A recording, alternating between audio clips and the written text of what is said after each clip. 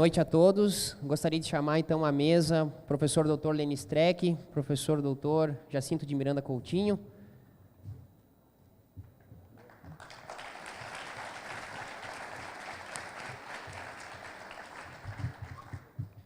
De imediato agradecer imensamente a presença dos dois palestrantes e agradecer especialmente ao André pela gentileza de me alocar aqui no meio dos dois gigantes. Cumprimentar também ao professor Alexandre Moraes da Rosa, também a minha saudação. Professor Jacinto de Miranda Coutinho, então, doutor em Direito Penal e Criminologia pela Universidade de Roma, atualmente é professor titular de Direito Processual Penal na Universidade Federal do Paraná, procurador do Estado do Paraná e advogado, coordenador do Núcleo de Direito e Psicanálise do Programa de Pós-Graduação em Direito pela Universidade Federal do Paraná. Professor Dr. Lênio Streck, pós-doutor pela Universidade de Lisboa, professor titular do Programa de Pós-Graduação em Direito, mestrado e doutorado da Unicinos, membro catedrático da Academia Brasileira de Direito Constitucional, entre outros. Apenas para lembrarmos que este evento está sendo transmitido também em tempo real pela internet. De imediato, então, pelo adiantado da hora, à vontade, quem que inicia? Professor Lênio? Professor Jacinto? Então, de imediato, passo a palavra ao professor Jacinto. Não sei se o senhor quer se valer.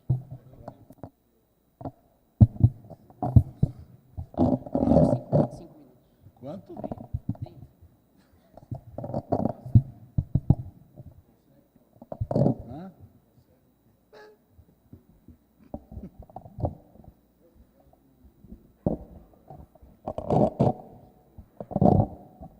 Tá bem. Boa noite a todos. Eu queria agradecer ao presidente, queria agradecer imensamente o sempre amável convite do professor André Caran Trindade e, evidentemente, saudar a todos os amigos que estão aqui, os alunos, os professores, e... Calma, quando eu começar a gritar, você não vai fazer isso, vai ter que afastar. E dizer que é uma honra poder conviver mais uma vez com todos eles. É uma honra e uma alegria, porque Passo Fundo, nesses colóquios, é tempo de aprender, para mim. E, claro, isso se completa pelas parcerias. Eu, evidentemente, cheio de trabalho, não pude vir antes, queria ter vindo antes, porque soube do que já se passou, queria ter vindo para ver todos. Falaram da manhã, Virgínia, Henriette, foi excepcional, ontem da mesma forma, e, portanto, já perdi, mas do pouco que eu já vi, começando pelo professor Albano, foi excepcional, lembrar o Alvará, excepcional, ouvir o Albano, enfim. Estar aqui é, antes de tudo, um imenso prazer. E, com essa possibilidade de aprender, é algo que a gente faz sempre. Ano passado foi assim, e esse ano não será diferente, porque participar de uma mesa junto com o professor Lênio Streck é sinônimo de aprendizagem. Portanto, é uma alegria e talvez, mais do que tudo, tratar desse tema que o André deu para nós seja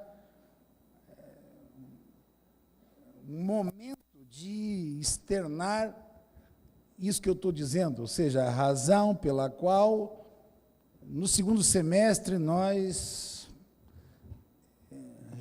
recarregamos as baterias para mais um longo período poder digerir estas coisas que nós tratamos aqui.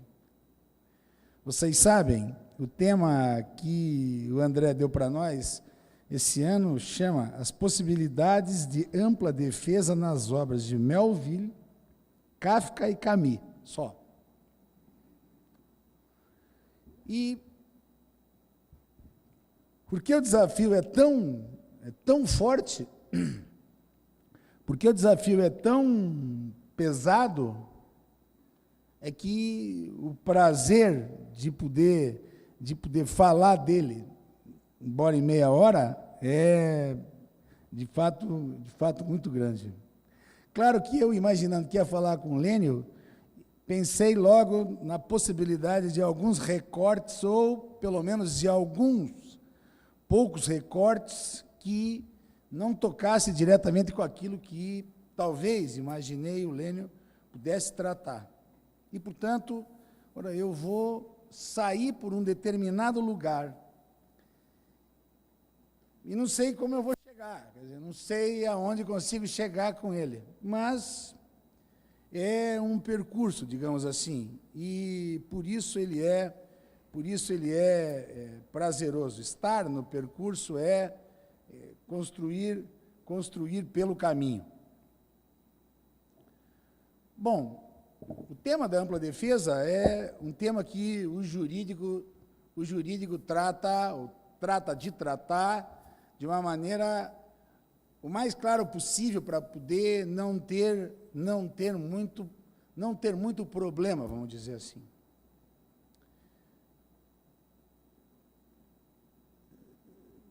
Nós sabemos que a Constituição da República, no inciso 55 do artigo 5º, não deixa muita dúvida de que se trata de uma garantia, o que está aí previsto na Constituição. Para alguns direitos, são direitos que se vão realizando naquilo que as garantias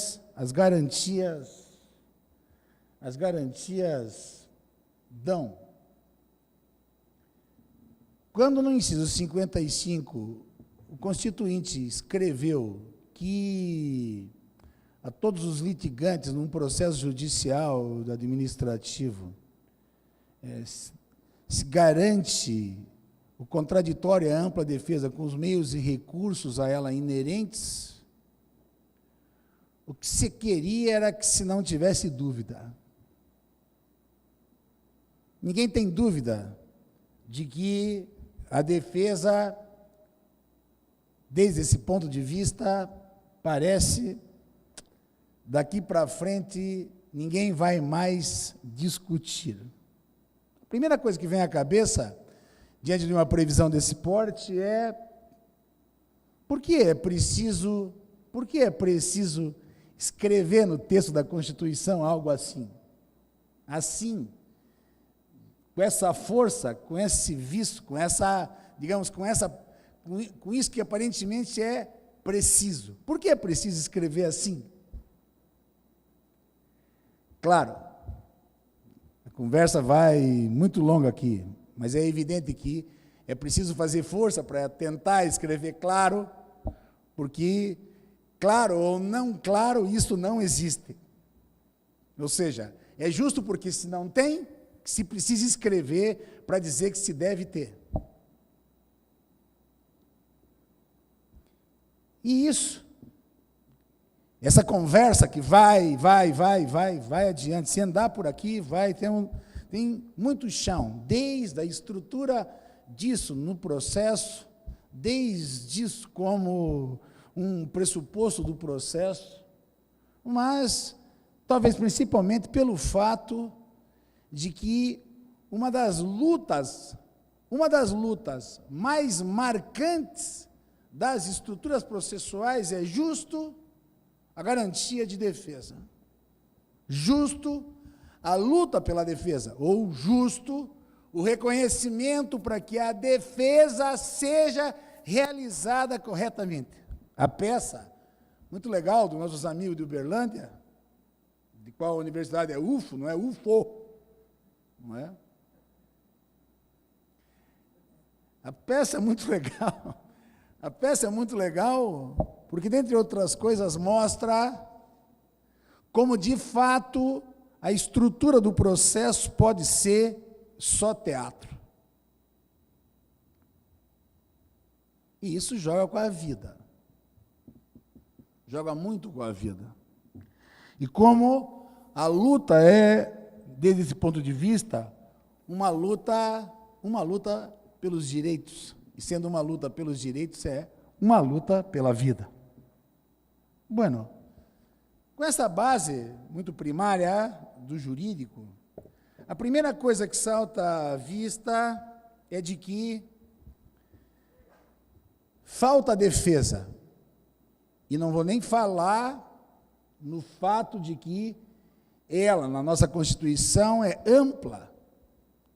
E é para ser tão claro este amplo, e para se não duvidar disso, que o legislador constituinte, depois da vírgula, escreve com todos os meios e recursos a ela inerentes.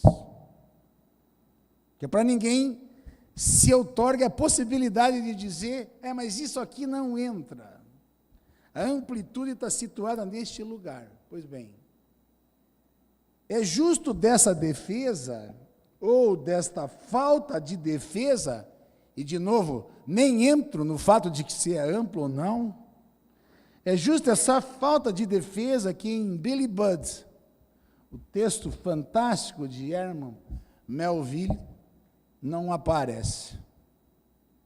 Não tem, no sentido jurídico, não tem de fato defesa aqui. Mas também não tem defesa por nada no processo do Kafka, no texto do Kafka. E defesa não tem no texto do Camus. Ou seja no estrangeiro, defesa é o que não tem, no sentido que se deve ter. Seja no processo do Kafka, defesa no sentido que se deve ter, não ter. E, talvez mais do que tudo, em Melville, no Billy Budd, não se tem defesa. A questão que fica, então, seria percorrer o percurso Melville, Kafka, Camus,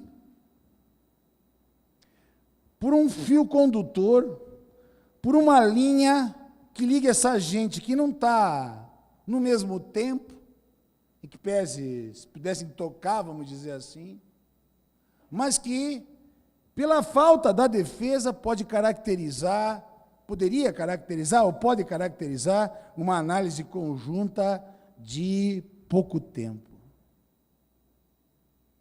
Mas talvez a falta da defesa, conversando com o André disse isso. Sim, a falta da defesa, porque o Billy Budd, gagueja, engasga, justo na hora que tem que se defender. O Joseph K., no Capo Lavoro do Kafka, texto fantástico, ele escreve em 17, Joseph K. luta desesperadamente contra uma acusação da qual ele não sabe o que é. Luta, sobretudo, com ele mesmo. No processo que se não tem, diz o André com razão, o que se não tem é imputação. E todo mundo conhece O Estrangeiro, de Albert Camus, isso que foi um dos livros da tríade, né? Aponta numa direção, digamos assim, talvez mais romântica, mostrando que nosso amigo Meursault, no Estrangeiro, não é que se não defenda, Meursault efetivamente é tomado de uma insensibilidade que não permite certas coisas que permite a ele certas coisas e não permite para ele certas coisas que faz com que ele pague. Por isso, num julgamento onde a defesa, o que se não faz é justo se preocupar com essa insensibilidade. Que, por exemplo, como diz o André, faz com que ele não chore no enterro da mãe. Mas quando eu disse, tem algo mais nesse fio que liga esses textos, a mim parece, esse fio não é propriamente o fato de que a defesa se impeça nesse por isso, naquele por aquilo, naquele por lá. É possível, sim, construir um espaço de não defesa nos 3 eixos. É possível, sim, nos 3 momentos, mostrar a deficiência com que isso aparece. Se eu for buscar fundamentos, e aquilo que o Albano disse é verdadeiro, você precisa dialogar com a coisa, dialogar com o texto. Se eu vou buscar fundamento, como advogado que sou, eu vou encontrar sempre uma montanha de fundamento. Para mim é muito clara a putatividade da defesa de Mersô em face do árabe, vamos dizer assim. É possível sustentar, ou seja, é possível jogar com a estrutura que as defesas podem ter, ainda que elas não tenham aparecido. Mas, de fato, isso não me seduz em nada, quer dizer, não me seduz ter um lapso no refúgio que eu tenho em Passo Fundo, de não pensar tanto em direito, um lapso não me dá, digamos assim, não me dá prazer ficar aqui imaginando pensar no que possa significar, eu tenho que explicar o que significa uma legítima defesa putativa. Isso, a mim aqui, particularmente, me faz mal. Mas por que me faz mal? Porque eu não quero pensar disso, por isso que eu falei, eu quero falar de outra coisa, quero fazer de outro recorte. O que liga esses 3 livros, se não o absurdo com que a situação dele se coloca nos processos? Eu não vou falar nem de Camus, porque todo mundo sabe, os que dizem que Camus é filósofo justo pela absurdidade. Camus tem um pé, todo mundo sabe, em Kierkegaard, tem um pé no velho Sartre. Mas Camus, sobretudo, faz uma leitura que nos empurra, como empurrou toda uma fatia do teatro, como empurrou o mundo, de uma certa forma, para o absurdo. E ele é que particularmente me interessa. Me interessa para lembrar, em primeiro lugar, que pouca coisa pode ser tomado tanto quanto absurdo do que o fato de que, na obra de Kafka, a inexistência de uma imputação clara aparece sempre como o ponto de absurdo a ser tomado, dentre outros, mas principalmente o ponto de absurdo a ser tomado em relação ao processo. Vocês sabem, falar de absurdo é falar do adjetivo surdos, do latim, absurdus. Aquilo que remete para uma maldição, mas, dentre outras coisas, para uma incompreensão, digamos assim. Para nós é muito claro no português este fato do que o absurdo para nós diz respeito a essa disjunção, a isso que aparece com algo que se coloca na literatura, algo que, digamos assim, propositadamente se coloca no texto para não fazer sentido, e em não fazendo sentido, faz ou provoca aquilo que, dentre outras coisas, reflete a nossa própria vida. E nisso que aproxima o texto da vida, é que aparece a riqueza fenomenal que o absurdo tem. E por que é assim? Porque o homem moderno, dentre outras coisas, todo mundo sabe disso, o homem moderno ganhou, por força da racionalidade que o preside, a arrogância de ser senhor de um eu que não só responde, como responde por uma palavra intermediária à verdade, mas, sobretudo, de um eu que domina o circundante. Digamos assim, ter um eu, pergunta para a professora Henriette, que sabe mais que eu aqui, muito mais, não é? Ter um eu é ter o domínio do circundante, que para nós da modernidade vem marcado ou vem taxado por alguma coisa que dá conta daquilo que envolve a situação. Por isso que os cronópios quebram, por isso que nas fissuras é possível trabalhar. Por quê? Porque desde sempre e desde antes, o pensamento da modernidade neste lugar se apresentava como fissurado ou como furado. É disso que se trata. Basta que cada um de nós, em que pese esta arrogância que temos todos, de querer dar conta do circundante, é por isso que se diz que aquilo de bêbado não tem dono. Porque entorpecido pela bebida, a impressão que dá é que ele não controla o circundante. Circundante que pode ser o circundante dele. E aí se diz, de bêbado não tem dono. Ou seja, eu estou brincando com as palavras, mas é para dizer um pouco assim. Tenho brincado nas minhas aulas e pergunto aos meus alunos algumas coisas básicas, e quase que invariavelmente na primeira ou na segunda resposta, na segunda pergunta eles já não sabem mais do que se trata. Então a pergunta que fica sempre depois dessa segunda, sei lá, isso você pode fazer, o que é isso? É um copo d'água. Do que é feito? De plástico. O que tem dentro? Água. Acertou 3. Você sabe o que é água? De onde veio a água? Ou seja, qualquer coisa que você faça, qualquer contato que você faça entre aquilo que enuncia as tuas respostas e aquilo que se coloca como realidade, cria uma defasagem, cria uma diferença, cria alguma coisa que se não completa, que mostra para cada um de nós um descompasso. Esse descompasso aí,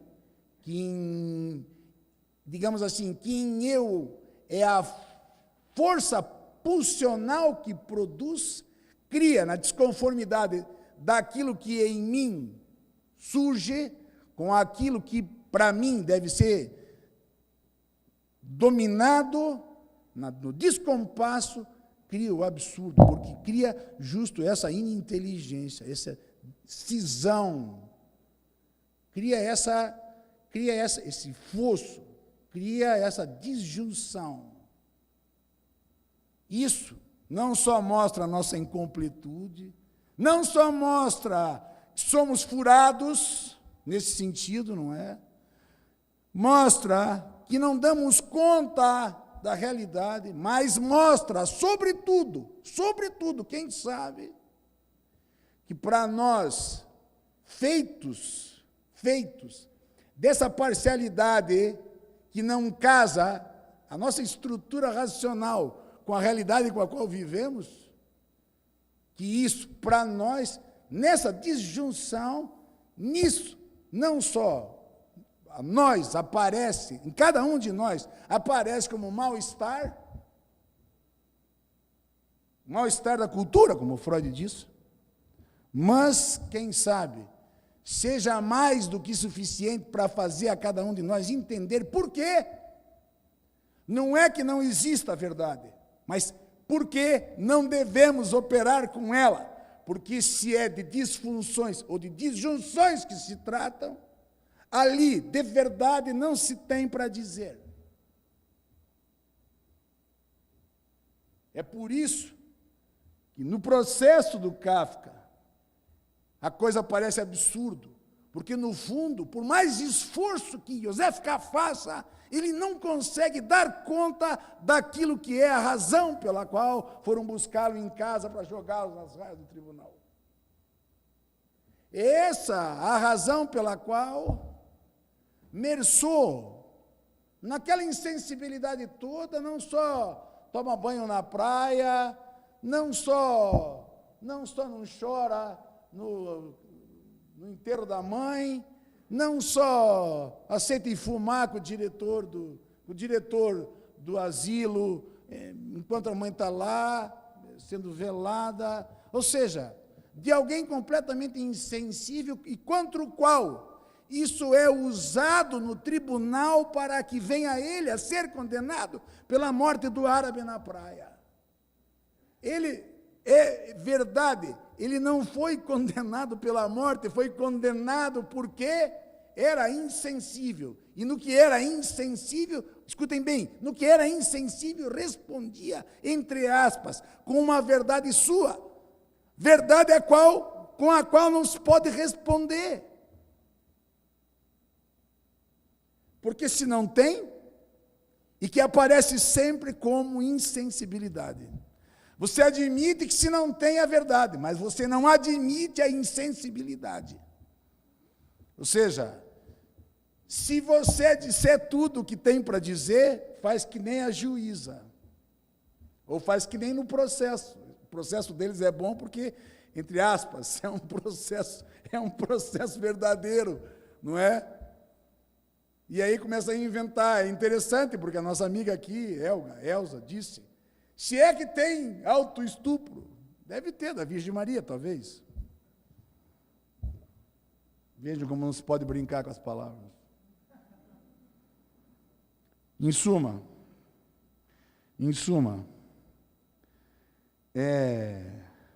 desde esse ponto de vista, ou desde esse lugar, este lugar do absurdo é alguma coisa que se pode ver também na obra de Melville. Eu tinha lido de Melville, tinha lido Moby Dick, tempo.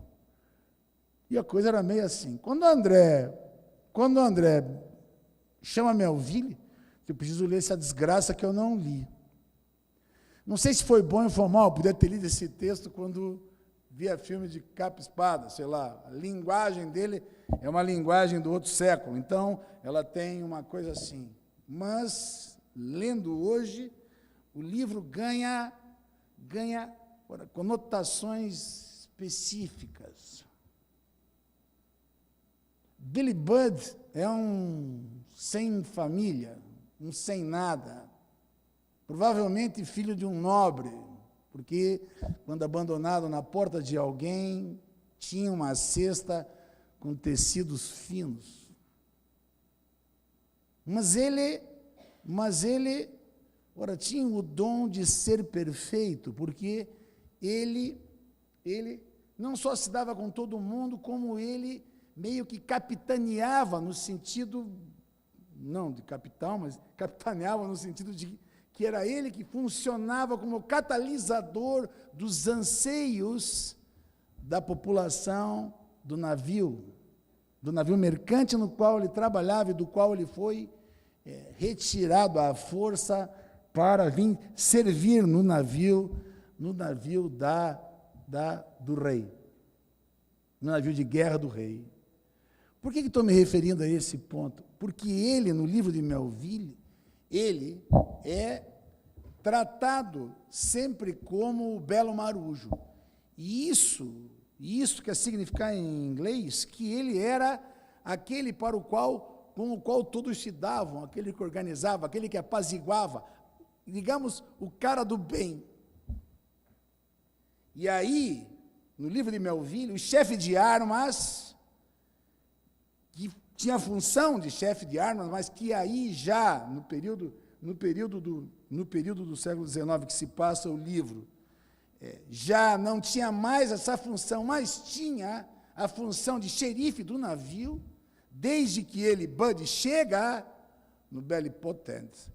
Ele sente algo que é por uma profunda diferença, que, diga-se de passagem, pelo livro nunca aparece. Ou seja, por mais que os contatos deles fossem em situações delicadas, por mais que o chefe de armas, John Claggart, se metesse a punir, a brigar com os demais para ele sempre as palavras eram doces.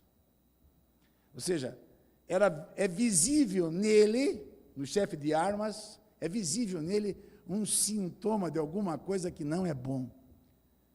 E claro, o que ele faz é, no começo em relação aos sacos e às redes, que ele desarruma propositadamente, ou faz com que desarrume. E depois, ele arranja alguns marujos que vão tentar com que Bundy comande um motim ao que ele imediatamente rechaça. Mas só isso é suficiente para que ele, na primeira oportunidade, vá ao capitão do navio, entregue o que passou, entregue a ele, entregue ao capitão os fatos esses, entregue como se fosse uma falta disciplinar, e isso, por mais que o capitão e todos do navio conhecessem os dois, e por mais que todos eles fossem extremamente desconfiados com o chefe de armas, e fossem favoráveis a ele, Billy Budd, o capitão manda chamá-lo, e na cabine dele, capitão, faz com que o chefe de armas apresente a sua versão. E quando a ele, Billy, dá o direito de se defender, ele, que já tinha demonstrado isso uma vez, e que se não sabe por quê, veja, o perfeito tem algo que não vai. Este algo que não vai é, num instante de tensão, não conseguir falar. É justo da falta da fala que se trata. E ele, ao invés de se defender, o que seria retomar, digamos assim, retomar para si a atenção e o prestígio de modo tal a equilibrar a disputa e poder ser absolvido ele, ao invés de se defender, dá um murro, ele que era mais jovem, mais forte, dá um murro na fronte do chefe de armas e o mata. Razão porque o capitão do navio, que gostava dele, imediatamente convoca uma corte marcial, 3 oficiais, e promove o julgamento dele. Esses fatos são narrados à corte, são entendidos pela corte, e, claro, a corte, diante dessa situação, balança em favor dele, vamos dizer assim. Eis o ponto. Balança em favor dele, mesmo que ele não tenha se defendido. A corte balança em favor dele. E ele, por força daquilo que faz o capitão do navio, que é determinar a eles que cumpram as regras, força que cumpre a regra, como se fosse um duralex adelex, o capitão do navio, numa função extremamente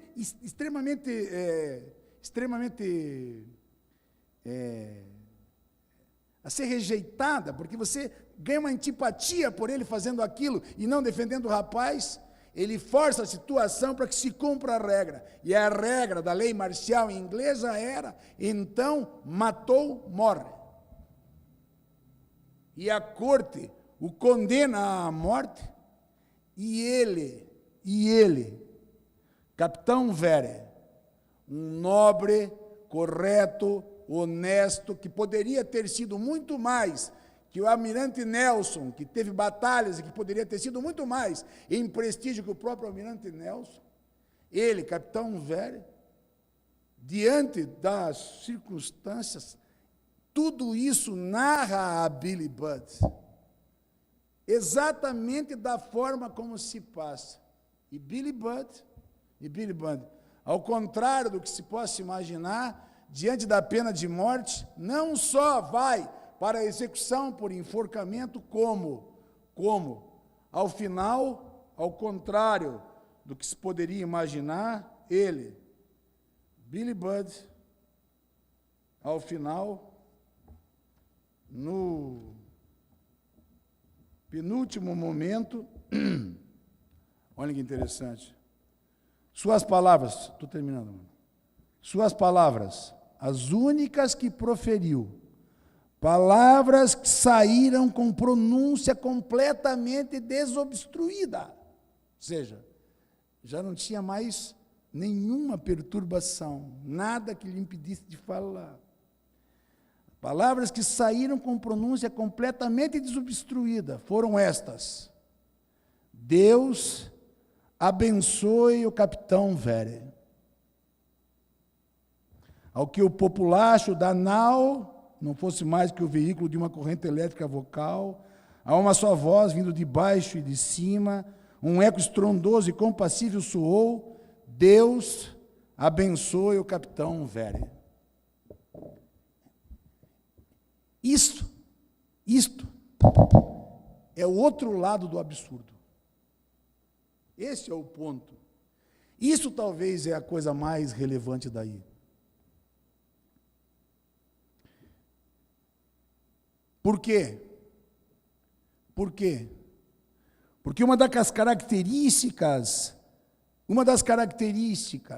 não pelo absurdo, mas uma das características da função de quem julga, mais do que ser legal, é ser leal. Se há uma função que tem, por excelência, nesse aspecto, a estrutura de função paterna, é esta daí. A estrutura da lealdade.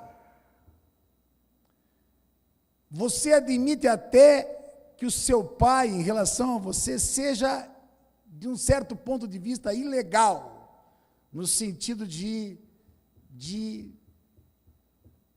balançar em certas regras, dar o carro quando não pode, mas você não admite que ele seja desleal. Esse é o ponto. Isso é que há de se compreender aí. Os juízes, por exemplo, só não morrem porque por trás, na capa da justiça, tem, digamos assim, uma cultura extraída, digamos assim, daquilo que é o próprio padrão a ser utilizado na base da estrutura, que faz com que se respeite as decisões porque vieram de um determinado lugar. Este lugar só não pode ser desleal. Este é o ponto. O que significa dizer, claro, que você só pode aceder ao lugar de pai se você, evidentemente, estiver para um reconhecimento no lugar de filho. Mas, se este lugar é leal, e é por isso que os nossos pais gostavam tanto e amavam tanto os pais deles, que eram duríssimos. O meu foi duríssimo. E ninguém deixou de amá-los por conta disso. Porque eles eram duríssimos, e vejam, você falou, não, ser duro, mas ser leal. São duas coisas distintas. E isso parece ser a coisa mais significativa que aparece aí. Ora, o que você percebe no processo é que aquilo é um emaranhado tal que, de um lado, projeta o absurdo, mas, dentre outras coisas, há uma deslealdade no manejo da coisa. Ora, no absurdo do Camus, por outro lado, isso não aparece claramente, mas se vê que há uma corrupção daquilo que possa ser a própria avaliação que se deve fazer, coisa com a qual nós estamos vivendo muito no Brasil de hoje. Nós temos leis, mas essas leis é como que não são levadas a sério. E você não percebe, não é o fato de que se maneja hermeneuticamente com elas para se dizer o que quiser só. É assim, há aí, sim, uma deslealdade, como se houvesse uma justiça paralela. E eu não tenho mais tempo, meu tempo acabou. Mas seria o caso de explorar justo o que significaria ter uma justiça paralela aqui. E como poucos nesse sentido, você isso percebe no livro de Camus. Por quê? Porque você sabe que tem injustiça formal, você sabe, entre aspas, que tem um advogado, que tem uma defesa formal. Você sabe, e o absurdo provoca aquilo, mas aquilo soa como uma deslealdade. Só quem não é desleal mesmo é o capitão Vere.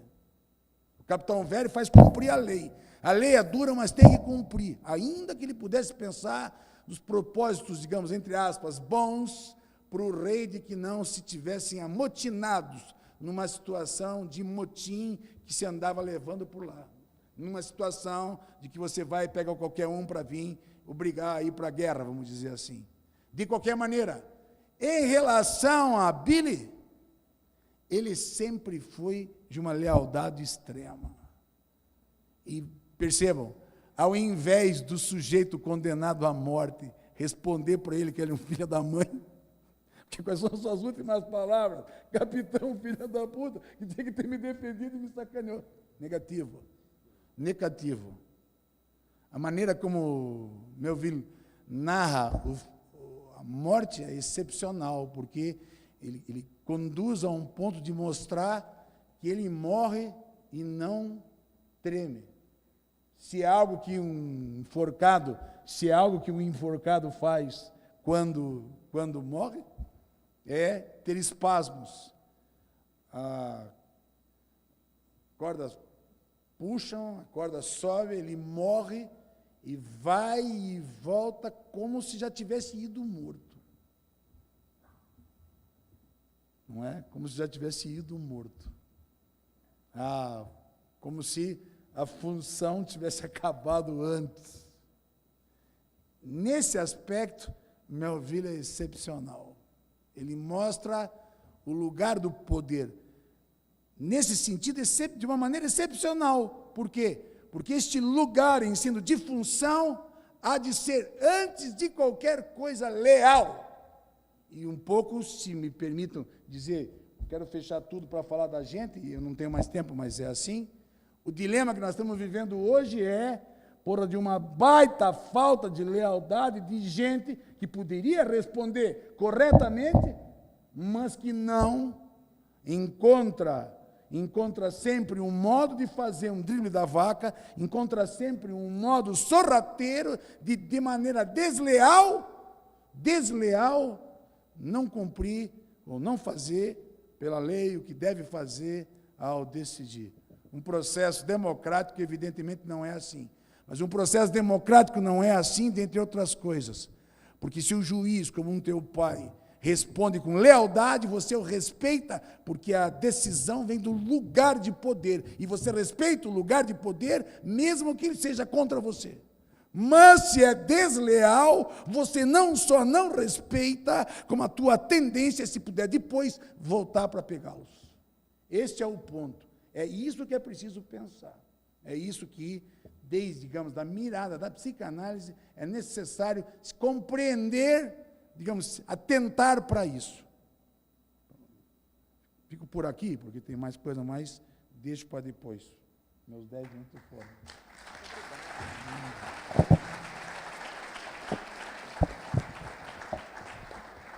De imediato, então, palavra com o professor Lenny Streck.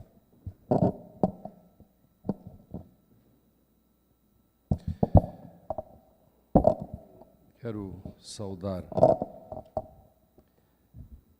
primeiro o professor Jacinto, meu querido amigo, companheiro de mesa,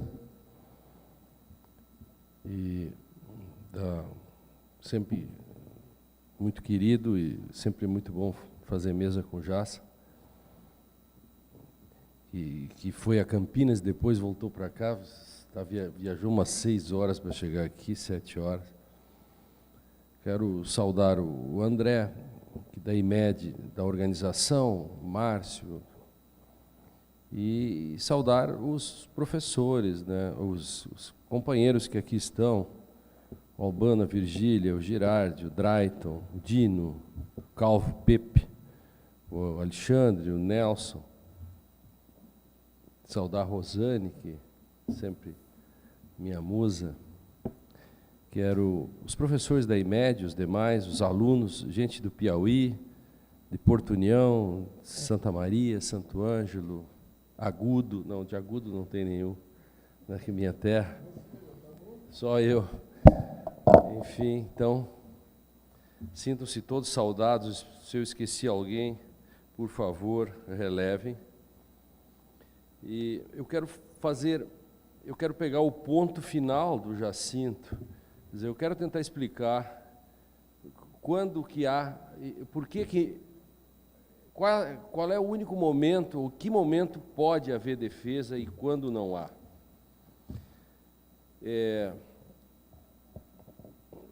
Há uma passagem no futebol que é do Arnaldo César Coelho, que a regra é clara, em que, se você quer saber o que é o livre convencimento judicial ou a livre apreciação da prova, pensem na seguinte discussão num programa de televisão. Se discutia se o juiz devesse ter dado cartão vermelho ou cartão amarelo. Ampla discussão, e aí finalmente o Arnaldo disse: a regra é clara. O juiz acertou quando deu amarelo, mas não teria errado se tivesse dado vermelho.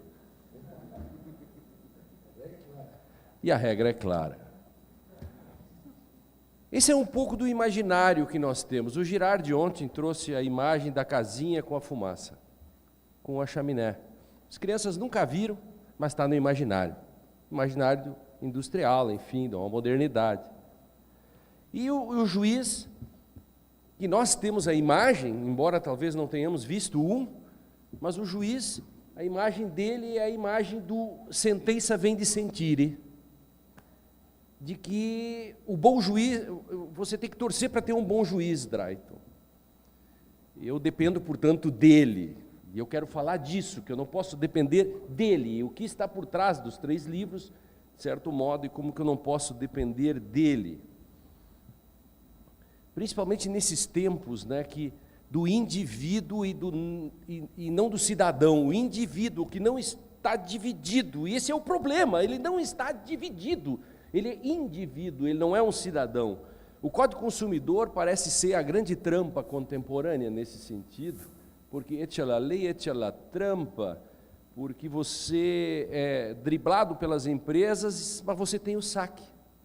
Liga para o 0800, liga, queixe-se para o 0800. A lei é clara, a regra é clara, diz, tem que levar 1 minuto para atendimento. Pronto, eles resolveram. Ele te atende e te bota numa gravação.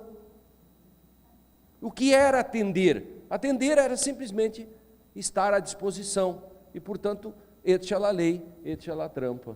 E nós estudamos isso e fazemos coisas pelo Brasil afora sobre isso. Eu quero, então, é sobre isso que eu quero falar. Quer dizer, o direito, e o que a literatura tem a ver com isso, né? É possível humanizar o direito, né? E a função desse congresso é um pouco isso. Eu não tenho dúvida de que o direito pode ensinar muito aos juristas. A literatura nos mostra que existem muitos modos de dizer as coisas. Enquanto o direito, os seus manuais, enfim, apresentam a pretensa descrição de um direito apartado de uma existência fática, as obras literárias fazem o contrário. Nestas, o direito encontra-se imerso na realidade cultural a que pertence, ampliando os horizontes, o modo como é contado. A Henriette hoje contava, né, eu me arrepio só de escutar a narrativa, né, do Émile Zola. E direito é linguagem, né? E o Stein diz assim: a realidade não é complicada ou complexa, dispersa. Complexas são as nossas visões sobre a realidade. Por isso podemos dizer a realidade de vários modos. O que não quer dizer que existem várias realidades e que eu possa dizer qualquer coisa sobre ela. E esse é o ponto fulcral, né? Eu acredito em verdade, senão não estaria falando aqui. Aliás, o Woody Allen tem uma frase maravilhosa: a realidade é um problema sério, complexo, paradoxal, mas ainda é o melhor lugar para se comer um bom filé, não é verdade? Na ficção não dá. E esse é um tema, portanto, para a fenomenologia, por exemplo, tão bem absorvida e compreendida pela literatura, por exemplo, do Guimarães Rosa, né? Olha como ele diz, dá para dizer as coisas de vários modos, Drayton. Lugar sertão se divulga, é onde os pastos carecem de fechos. O senhor vê, existe cachoeira, e pois, mas cachoeira é barranco do chão, e a água se caindo por ele, retombando. O senhor consome essa água ou desfaz o barranco? Sobra cachoeira alguma? Vejam que maravilha, a água se caindo. Olha a descrição disso. Ir até o rabo das palavras, diz o Guimarães Rosa, o seu personagem. E o Stefan Georg vai dizer que nada seja onde fracassa a palavra. Heidegger vai dizer que a linguagem é a casa do ser, nessa casa mora o homem, os poetas e os pensadores, né, de Denken, de Dichter, são os vigilantes dessa morada. Desde a aurora da civilização, nós buscamos caminhos para a descoberta dessa casa do ser. Quando uma coisa é. O primeiro livro de filosofia da linguagem foi o Crátilo, e um dos capítulos tem o título da justeza dos nomes.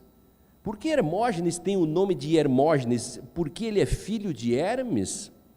Nenhuma palavra possui o sentido em si. Os sofistas foram os primeiros a perceber isso, que entre palavras e coisas não há nenhuma imanência. O poder de cisão entre palavras e coisas, entre palavras e o sentido em si, entre aspas, pode ser visto na influência que os sofistas tiveram nas tragédias gregas. Valendo citar, por exemplo, as troianas de Eurípides. Ali o sentido da palavra guerra se altera profundamente. Quer dizer, a guerra ali é contada pela boca das mulheres e, portanto, não é mais algo épico. Agora é tragédia. A guerra nas troianas é vista pelo olhar feminino, é o extremo sofrimento. As mulheres troianas vencidas são feitas prisioneiras e escravas. Veja-se como Eurípides relata a tragédia das mulheres na guerra. A rainha Écuba, lamentando a morte de seu filho Antíanax, filho de Heitor, atirado do alto de um edifício para morrer espatifado. A criança é entregue a ela sobre o escudo de Heitor.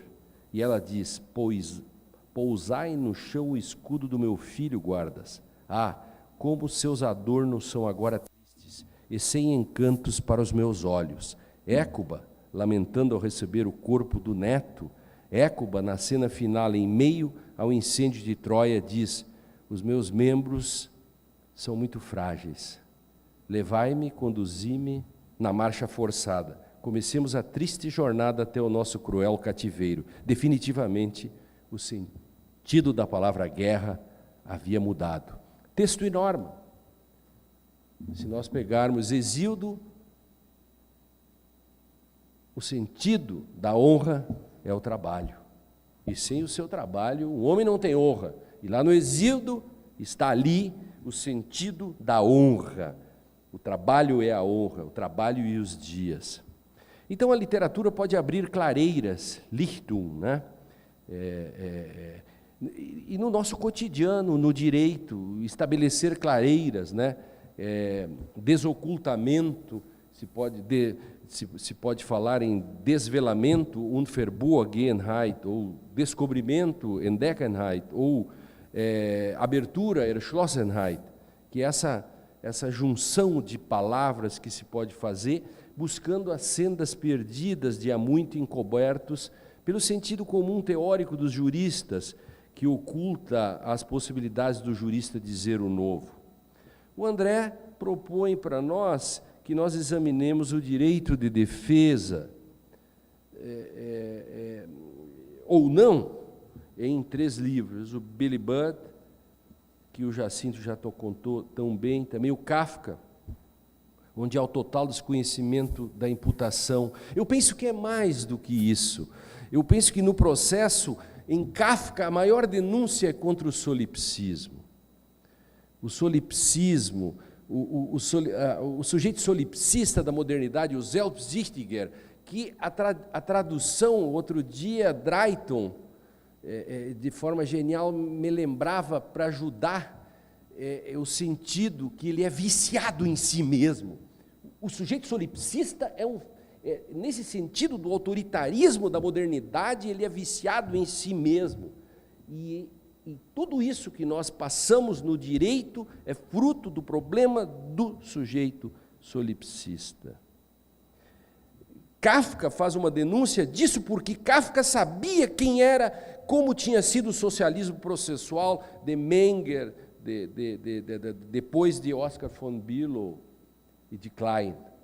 Ele sabia do protagonismo, e nós até hoje parece que não descobrimos esse problema e queremos continuar nos processos, nos códigos, colocando o protagonismo, o instrumentalismo e a questão da livre apreciação, do livre convencimento, como se nós não tivéssemos dado um salto paradigmático para além da filosofia da consciência.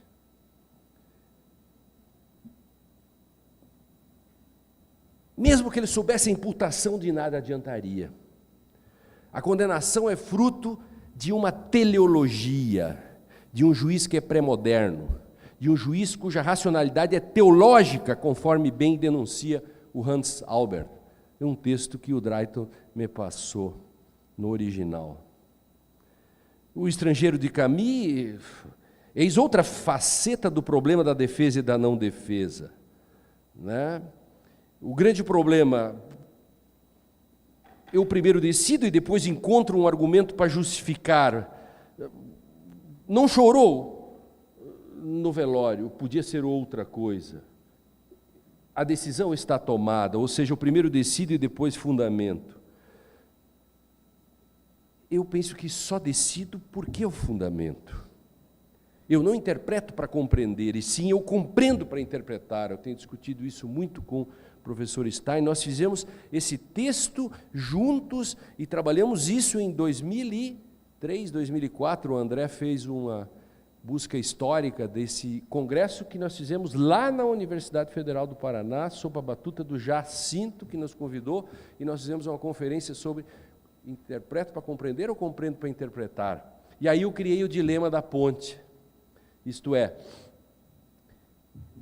eu não decido e depois fundamento, como dizem os juízes, dentro do paradigma solipsista da filosofia da consciência ou de suas vulgatas voluntaristas. Isto porque, como posso eu atravessar o abismo gnoseológico do conhecimento para chegar do outro lado e depois voltar para construir a ponte pela qual eu já passei? Esse é um dilema que não tem saída, Albano. Não posso atravessar, chegar do outro lado e depois voltar para construir a ponte pela qual eu já passei.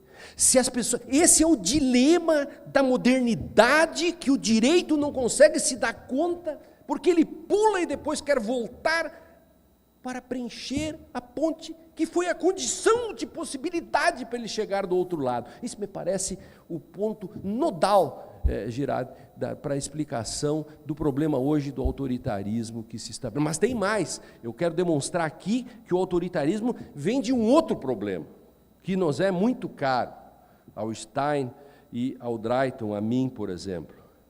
Veja-se, por exemplo, o ministro Barroso disse recentemente no voto da reclamação 4335, o direito ao fim e ao cabo é o que os tribunais dizem que é, repetindo a famosa frase do Holmes. Bom, se o direito é isso que os tribunais dizem que é, por que nós estudamos? Aliás, vamos todos para casa. Estudar direito para quê, se o direito é o que os juízes dizem que é? Mas tem coisa por trás disso. Os juízes dizem que decidem conforme sua consciência, que sentença vem de sentir, logo sempre penso na casinha com a chaminé do Girard. Os códigos do processo civil e penal tratam explicitamente do direito do juiz ter livre convencimento e livre apreciação. Eu consegui tirar do novo Código de Processo Civil, com uma emenda, o livre convencimento. Isso ainda vai dar muito pano para a manga. E consegui colocar também por uma emenda que todas as decisões e a jurisprudência tem que ter estabilidade, coerência e integridade. E consegui fazer uma emenda também colocando que toda vez que o segundo grau quiser mudar o modo como ele vem julgando, ele tem que abrir vista para as partes já. Para que não haja surpresa dizer, nesse caso eu não vou aplicar. Essa é uma resposta que o sistema tem que dar de forma coerente e íntegra. Mas não é disso que eu quero falar. Eis a questão posta. Hoje de manhã o Drayton fez uma brilhante exposição, fazendo uma reflexão sobre as coisas que eu mais gosto. Trazer o homem da aurora da civilização até nossos dias. Outro dia nós fizemos Direito e Literatura e criamos uma espécie de quarto momento, quer dizer, o homem primeiro é a questão do ser, depois ele o conhecer, depois o dizer. Quer dizer, filosofia, a metafísica clássica, os sentidos estão nas coisas, a metafísica moderna, o sentido está na mente, na consciência, enfim, ou na vulgata do voluntarismo. Terceiro, é o dizer, que é o modo intersubjetivo de dizer no mundo. E agora, outro dia, criamos o quarto, que é exatamente a dessubjetivação, ou seja, não há mais sujeitos, só há narrativas. É uma espécie de pós-modernidade que chega antes de esgotarmos a modernidade, em uma vulgata dessa, né? Essa desconstrução, eu destruo o Drayton e chamo isso de desconstrução. É mais ou menos como nas eleições. Eu vou trocando o nome das coisas. Michel Teló é sucesso, é exatamente o sintoma da pós-modernidade. Isto, o enterro do Eduardo Campos, um selfie do esquife. Eu digo, acabou total, palavras e coisas não têm nada a ver. É a pós-modernidade que chegou, não há mais nada, só narrativas, não há mundo. Nietzsche tinha razão, Nietzsche venceu, fatos não há, só há interpretações. Por isso que eu prefiro a realidade para comer um bom filé, que faremos daqui a pouco.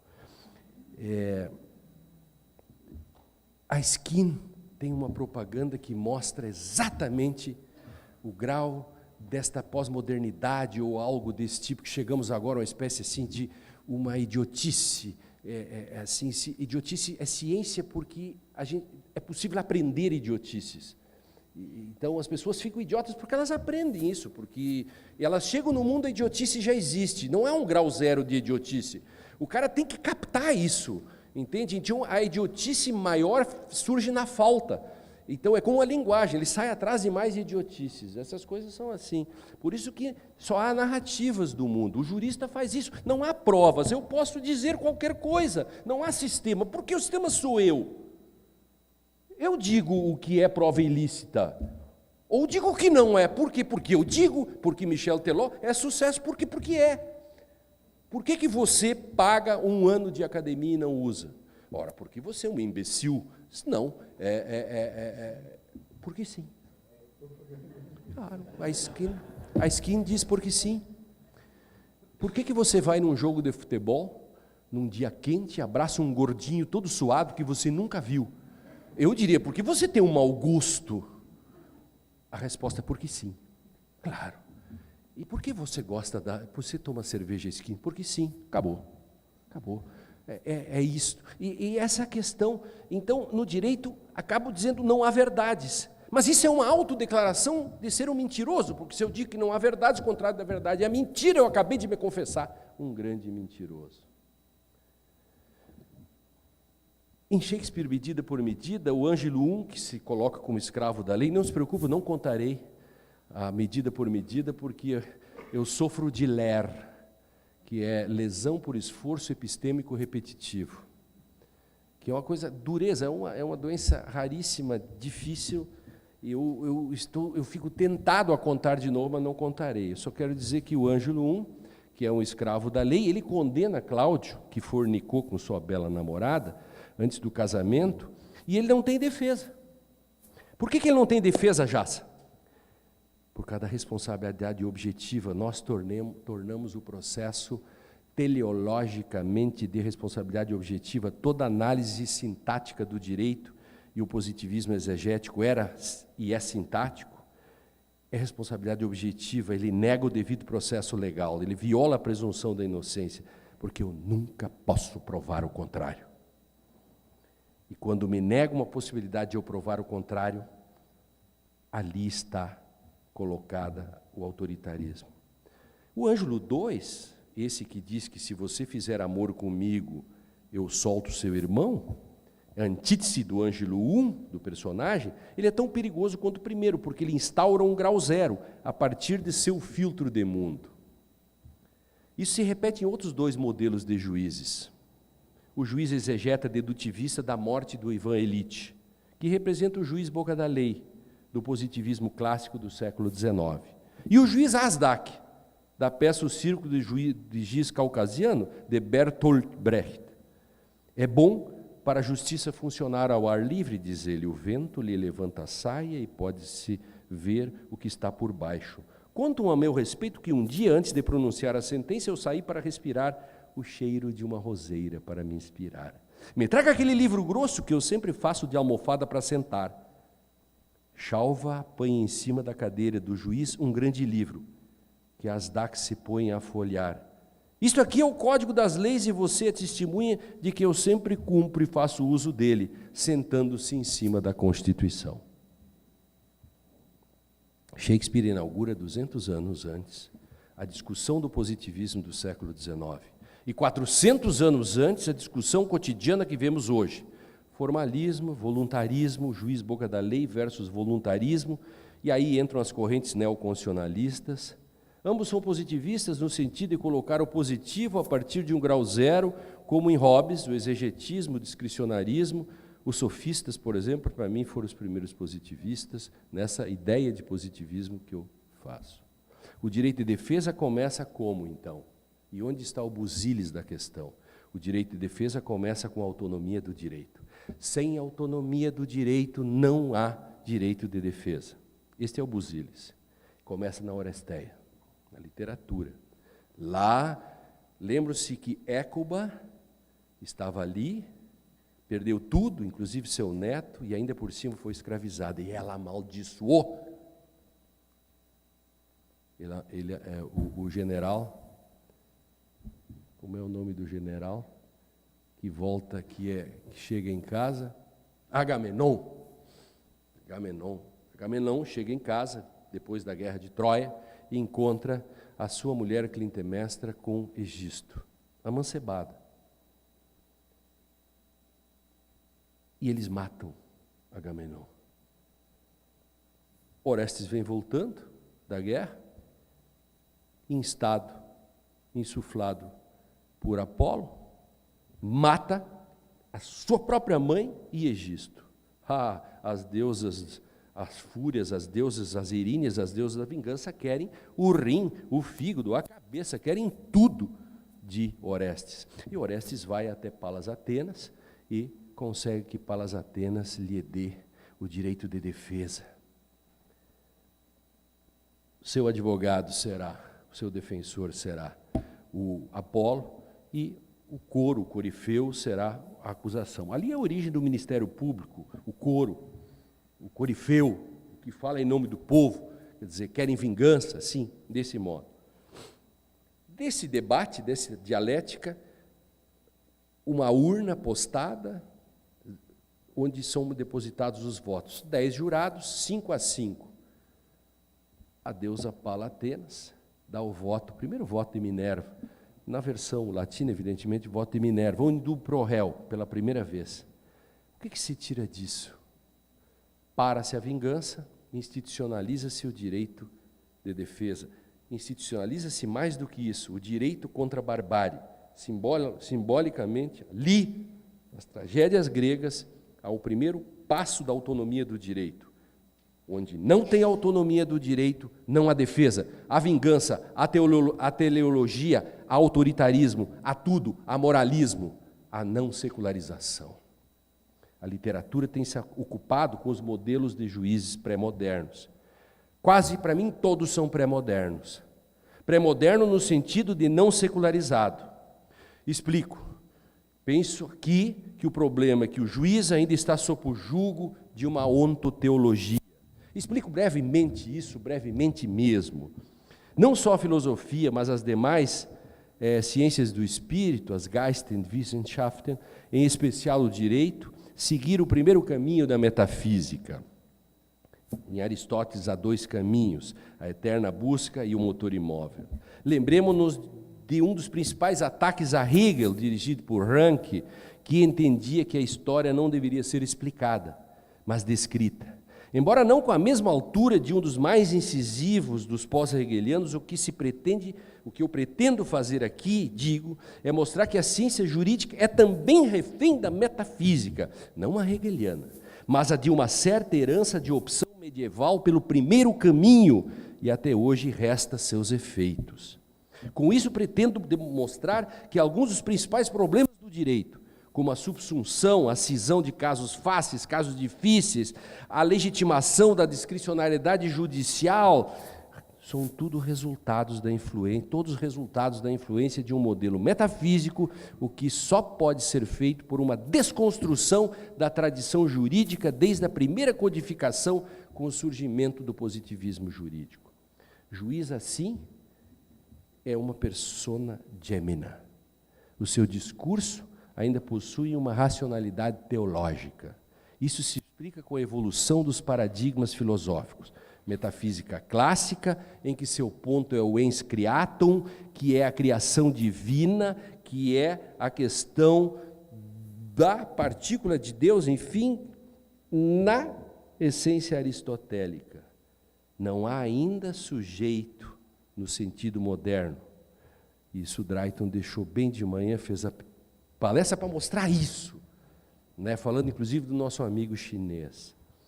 Com a modernidade, há uma transição da ontoteologia, que, como disse, é a ontologia clássica aristotélica com a teologia de Tomás de Aquino, para a filosofia da consciência.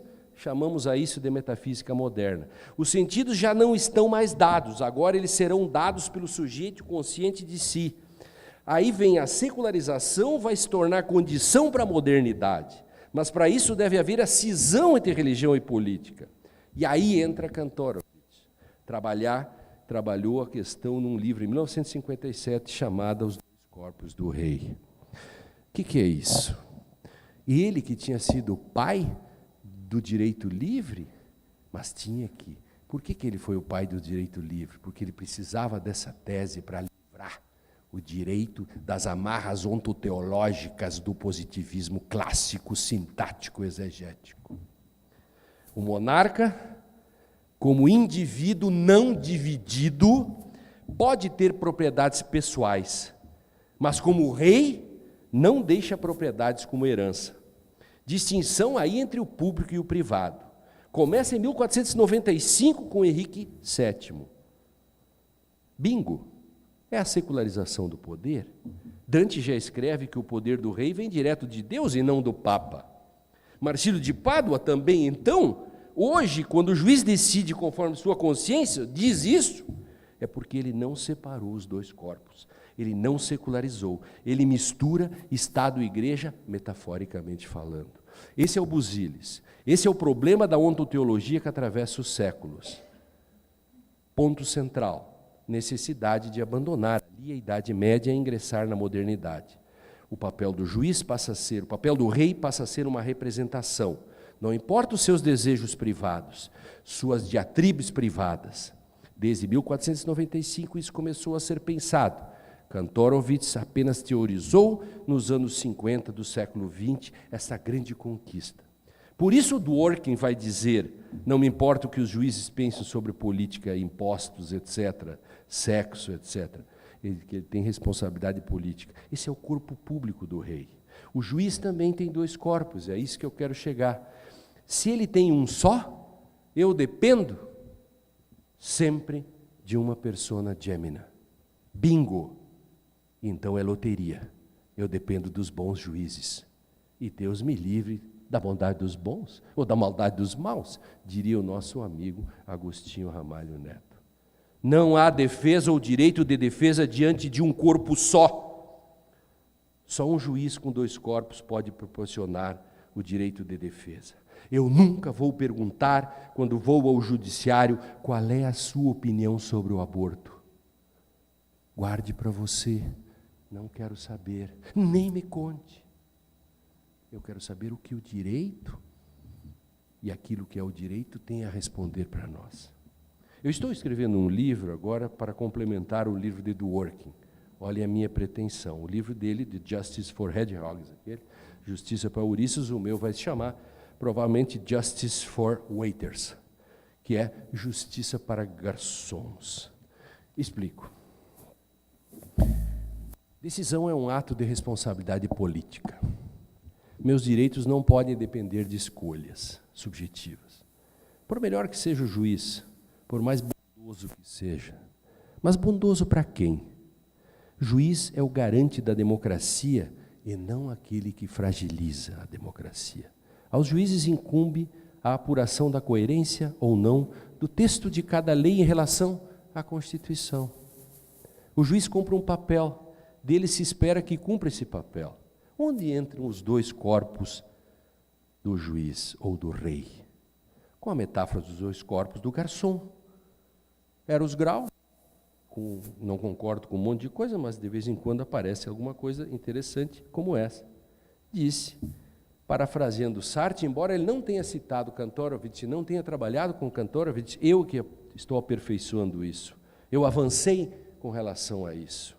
Grau diz, a partir de Sartre, que do garçom diz que dele se espera que cumpra essa cerimônia de servir, de modo tal que ele se transforme em coisa garçom e passe a ser uma representação para os outros, um modo de ser que não é ele mesmo, mas somente o ser do garçom, o ser o garçom daquele restaurante, naquele momento.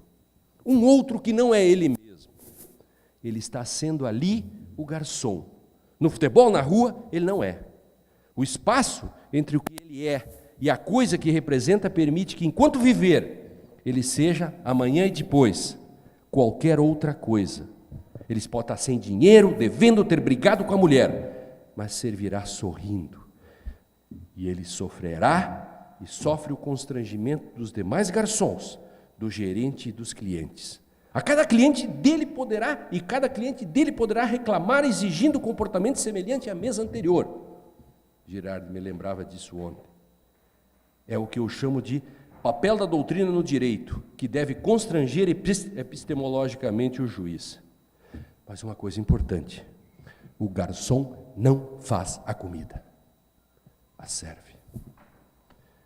Com relação aos dois corpos do juiz, Albano, do juiz se espera que cumpra essa cerimônia de julgar, de modo tal que ele se transforme em coisa juiz e passe a ser uma representação para os outros, um modo de ser que não é ele mesmo, mas somente o ser juiz daquele tribunal, daquele foro. Um outro que não é ele mesmo, ele está sendo ali o juiz. No futebol, na rua, ele não é. O espaço entre o que ele é e a coisa que representa permite que, enquanto viver, ele seja amanhã e depois qualquer outra coisa.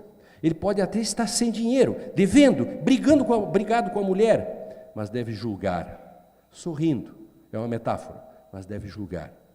E ele sofrerá o constrangimento da doutrina e julgará de forma coerente e íntegra. Cada cidadão poderá reclamar o mesmo tratamento que deu ao outro. Sim, assim é o juiz. Interpreta o direito, cumprindo o papel que a Constituição lhe atribui.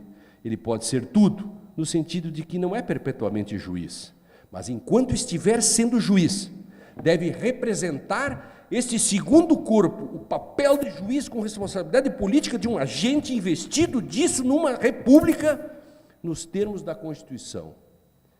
Não o que é, ou que se pensa quando cumpre outros papéis, do professor, do artesão, do motorista, ao qual o agente diz, você não é Deus, do jardineiro, por exemplo, e se relaciona com outros ou consigo mesmo. Não o que é, que quando cumpre outros papéis. Nos outros papéis ele não é juiz, nem no trânsito. Importante, assim como o garçom, que não faz a comida que serve, o juiz não faz lei, juiz não cria direito. Ao não representar o papel de juiz, quando não estiver a judicar, durante um dia ele pode ser, por exemplo, músico, esportista, pescador, pode estar a representar vários papéis. Ali podem prevalecer os seus valores individuais, a sua moral. Enquanto o juiz, contudo, no controle da constitucionalidade, por exemplo, há de se submeter unicamente, e na revisão de provas, ilícitas ou lícitas, ali ele deve apenas obedecer à Constituição, às regras do jogo. Eis o ponto fulcral. Direito de defesa, poder se defender, dependerá se o juiz ter ciência de que tem os dois corpos e que tem o dever de accountability e o dever de tratar a todos do mesmo modo, has a duty. A ontoteologia é que impede que o juiz se liberte de ser essa persona gemina. A palavra persona gemina é de Kantorowicz, quando ele vai dizer persona gemina, ou seja, rei não cindido, é coisa da ontologia clássica. Heidegger vai retrabalhar essa questão mostrando, e falo disso agora rapidamente, que tanto a clássica como a moderna, elas juntam, ela tem algo em comum, né, que impede o aparecer da diferença. Aí eu teria que falar outro modo, apenas falo disso porque é o problema da diferença ontológica.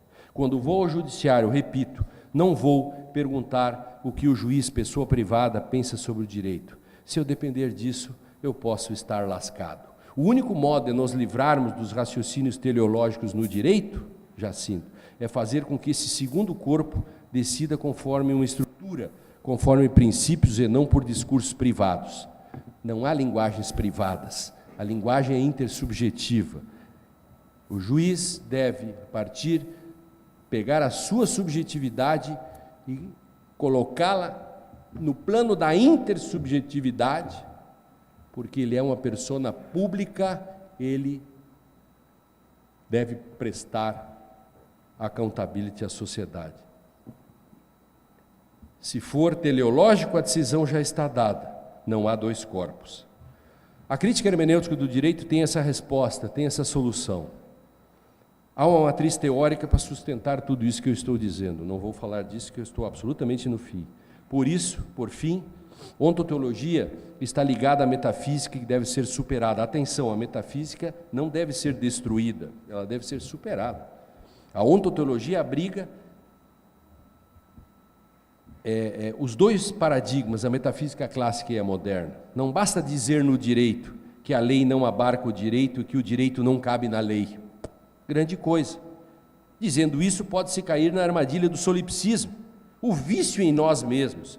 Solipsista, selbsüchtiger, viciado em mim mesmo, e começa tudo de novo. Por fim, a função de julgar tem fascinado a literatura no decorrer dos 2 milênios. E nisso encontramos a questão filosófica que angustia o homem desde a aurora da civilização. O André Trindade faz um interessante apanhado acerca do retrato da figura do juiz. Ele fez um levantamento, né?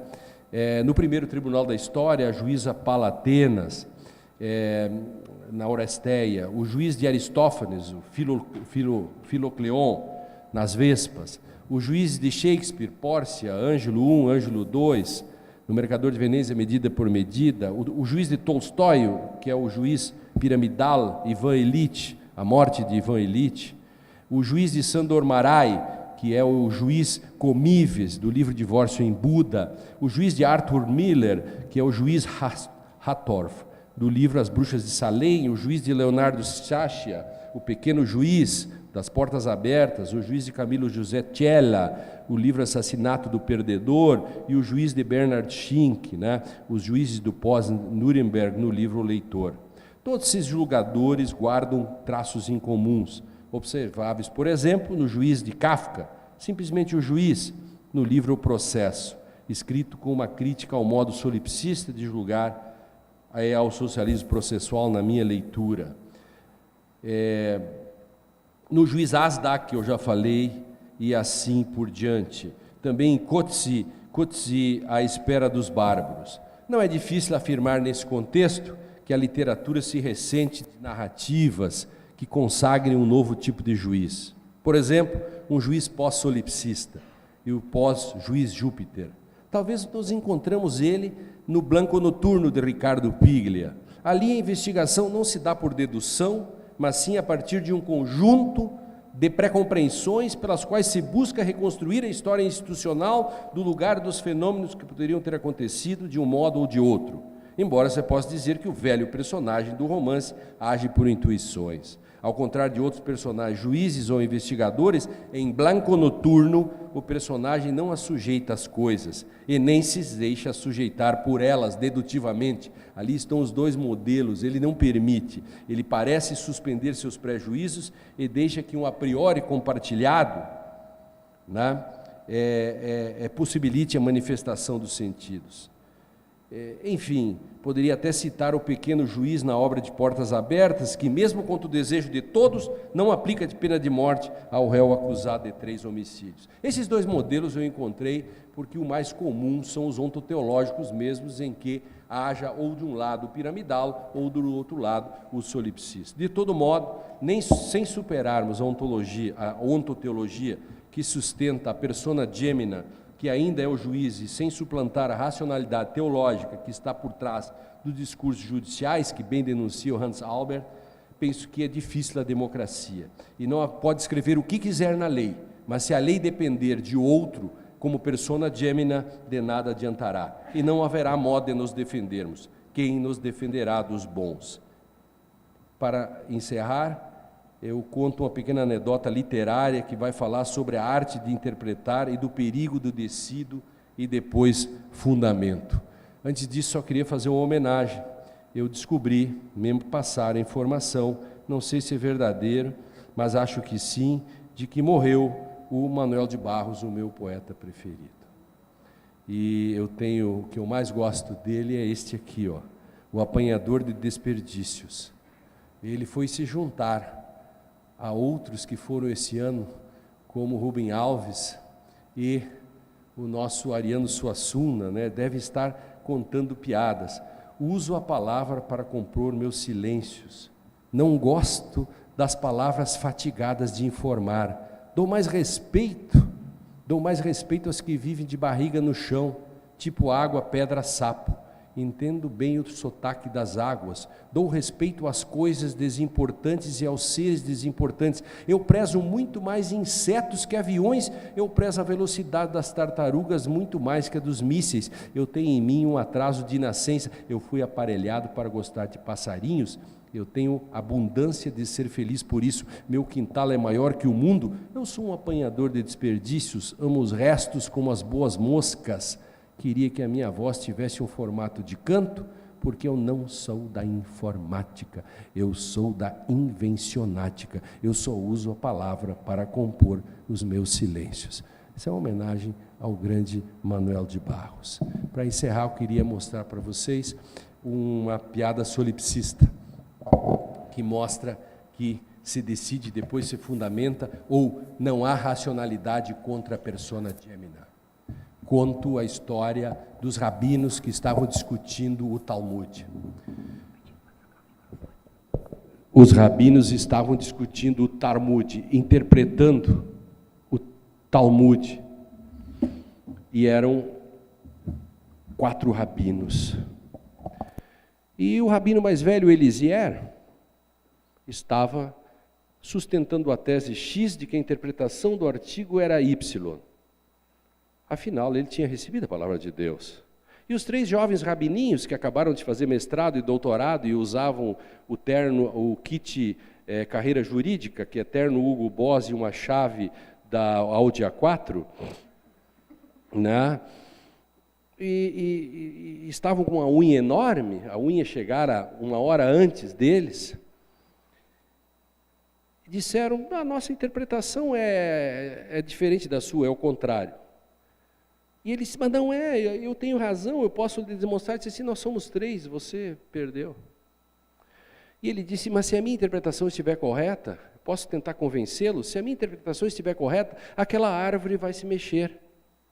Todos olharam, a árvore se mexeu, e ele deu um olhar lancinante para os 3, dizendo, ahá, peguei vocês. Os 3 simplesmente disseram, continuamos com a nossa posição, não importa a sua.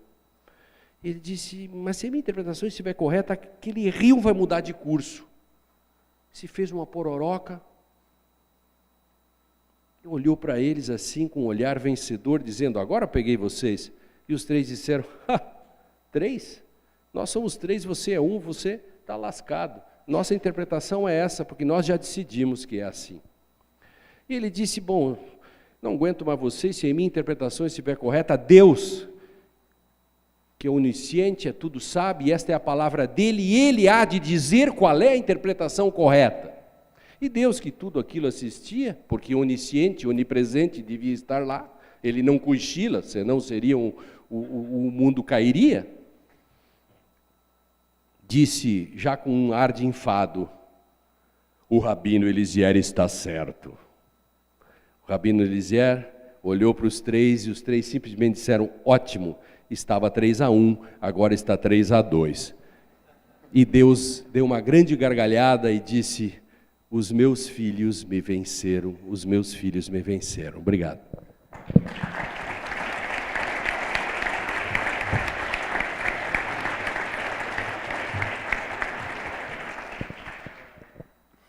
Parabéns aos dois palestrantes e por coação moral irresistível que eu estou sofrendo aqui, então não é para abrir para perguntas e a gente deseja uma boa noite para vocês, agradecemos a presença e amanhã nos reencontramos, tá bom? Boa noite, até mais.